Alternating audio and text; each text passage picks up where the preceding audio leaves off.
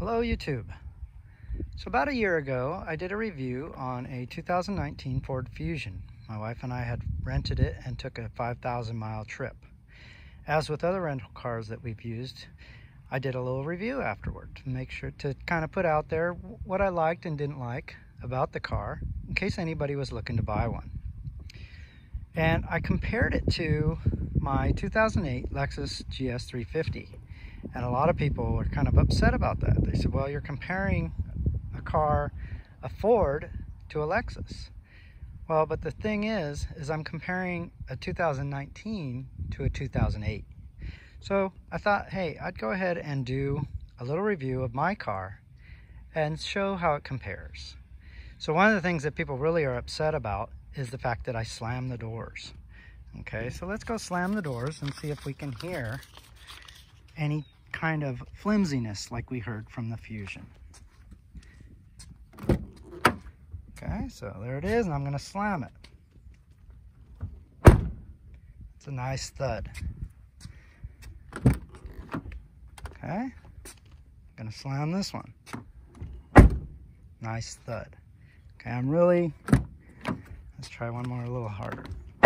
Okay, very nice thud. At any rate, that's one part that people were upset about. The other thing that people were upset about is that it was an EcoBoost 2.0, the Fusion, and I didn't know that it even had a turbo.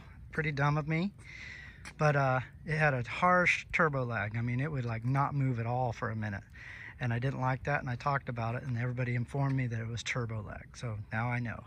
This car, on the other hand, has a V6 3.5 liter engine, and it's gasoline, naturally aspirated, and has about 303 horsepower. I do have a K&N drop-in, but I don't think it gives in anything more, but it does save me a couple bucks on replacing filters, paper filters. So that car, the Fusion, had 19-inch wheels. This one is stock with 18-inch wheels. Look pretty good, I think. I do have a staggered wheel setup, so I have 275s in the back and 245s in the front, so it kind of gives it a nice little stance there. This is stock height. It has dual exhaust, true dual exhaust, not the one pipe splitting into two. I mean, it is, I think it's an X under there, so it does kind of combine, but it sounds pretty good. It doesn't have any rumble though. I do have one little dent here. Somebody backed into me and I backed into them at the same time. That's the only damage that it has, is this little bit of scratch. I think it was a van, like a Chrysler van, minivan. Their whole back end, the bumper and everything fell off, but no damage done to my car. When I bought it, it had this little bit of damage here. So I don't know if the owner said, it was a one-owner car when I bought it, said it had some kind of something came off on the highway and hit his car. So that's about the only damage, other than lots of road rash. This car has now 269,000 miles and runs like new, but as you can see, most of it, if not all of it, was highway miles before me. The man drove over 200 miles a day on the freeway, from one point to the next. Okay, so let's see what else. Let's go down the list of things that I like about this car. So I put black Lexus mats in because the same color, the tan, would get dirty almost immediately. So I replaced those. The reason I have this towel here is I don't like the feel of the leather armrest, plus it has this little bit of wear, so it does have that. The back seats, when I bought it, has basically never been sat in, and I bought it with 245,000 miles on it. So they're still fairly new looking and nicely appointed. We got rear air, cup holders, and a throughway for skis or boards or whatever you might want to call it. So we got that in there, so that's nice. The trunk, let's see, so we got that up. So in that video, I talked about how the speakers were exposed and how when we shoved a bunch of luggage and everything in there, I was didn't like how we could hit the wires and whatnot.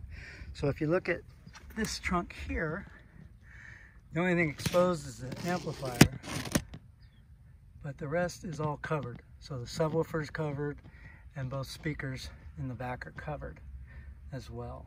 I always forget to turn this light off. I'm not sure, I don't even know if it turns off by itself, but better safe than sorry. Still has the original first aid kit and spare and everything, so it looks real nice. Got this nice Lexus thing here that came with it. It has a feature where it closes kind of by itself. You set it down like that and then you kind of push on it and it closes by itself. Now, I don't know if it ever was a little more automatic than that, but that's what it has. So it's got these pockets here. I like to use this one for my sunshade. All the pockets. I thought they flipped out. I guess the back ones don't flip out. But it has tons of little speakers everywhere. It's got, of course, keyless entry, so you just touch the knob, just like in the new cars. Got your flip out thing there. The passenger seat has 3 memory positions and more speakers and tweeters and everything in there. Let's see, I was going to go through a little list of the 10 things that I think are kind of cool about the car. It has an automatic headlight adjustment. In other words, they automatically adjust to the road conditions. So they will go up and down. Like, so if I'm coming up on a hill or something, they will aim down so that they don't blind people. If I'm going down, they'll aim up so I can see farther down the road. And when I turn the steering wheel right or left, they'll actually swivel right or left to see around corners. It's really kind of neat. You can only see it if you're on the dark highway or curvy road at night, but it's really kind of neat. I like that it has the side marker signals. Most of these things are little silly things that you probably wouldn't need, but I liked it. It has, this is a 2008, remember, it has the button here on all the doors so that you can get out and lock the doors without having to pull out your key fob. Also, of course, because it's keyless entry, if you walk up to the car, touch the door, automatically opens the driver's door. If you want all the doors open, you can just touch the back door and that will automatically open all the doors, unlock anyway. Okay, the next thing I think is kind of cool is the interior has LED lights all throughout. And let's see if we can see. So there's a door light right now. And so it's really kind of cool lighting. The footwells have LED lights. Also, very subtle. It has at night pond lighting. So there's a light down here underneath the mirror, so you can, in case you're in the dark and you want to be able to see. It also has footwell lighting in the front as well. It also has a spotlight that's right here that at night it shines on the shifter and the center console, which is kind of neat to, I don't know, be able to see a little bit at night, but it's very unobtrusive. Okay, let's see what else. Oh, you can do this here. Like, I think probably almost all the Lexuses probably do this. But let's say it's a hot day and you want to cool off your car.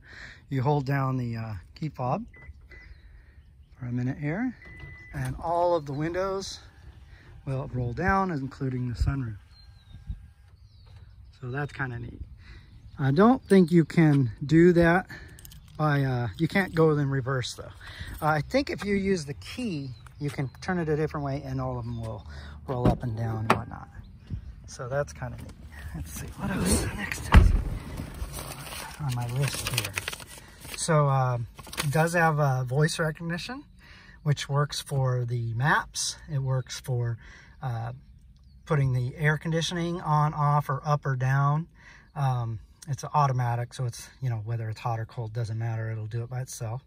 And also the voice does few other things like you can just change the display and whatnot by using the voice.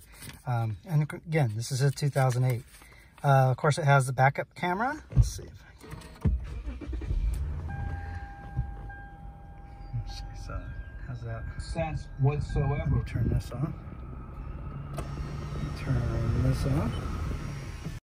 Got your backup camera. And it's fairly clear. So that's pretty good. And then, again, it's 2008. The mirrors, let's see, there's a little secret compartment down here. So they'll fold themselves. If you, they don't have automatic on this particular vehicle, but they will fold. Another thing that's kind of neat on the mirrors, if you hit reverse, they'll tilt down. Both sides do that. So that's kind of neat too. Let's see. Of course, it has headlight washers. So whenever you put on the washers, let's see, let me open it over too. So whenever you turn on the washers, the wipers, I think these pop out periodically, and they come up and wash the lens covers there. But I don't know for sure because I've never seen it happen. There is a button to make it happen, and I do it every now and again just to make sure they work. Okay, I was going to show the motor. So again, it's a V6, naturally aspirated, fairly powerful, completely covered up. As you can see, nice and quiet for over 268,000 miles. Let's see if I get this cut real quick. You can see the motor better. So, V6, a little bit of clack right now, but it's actually, but inside it's very quiet, and I do all the oil changes and service myself, so it runs great. Let's see. And then last other things. So the stereo. So we got, let's turn this on. I think it's off right now. To the doctors online who can evaluate you and, if appropriate, prescribe your ED medication. And a pharmacy sends it right to your door. HIMSS makes it affordable, private, and so it has easy. the map, and this is updated 2016 map. So it shows most of everything that's around. And let's see, I'm going to turn this on, but turn the volume down, because I wanted to show the features that I like. I like that it has a cassette deck still, because I'm old and I use cassettes. You can put 6 discs in here.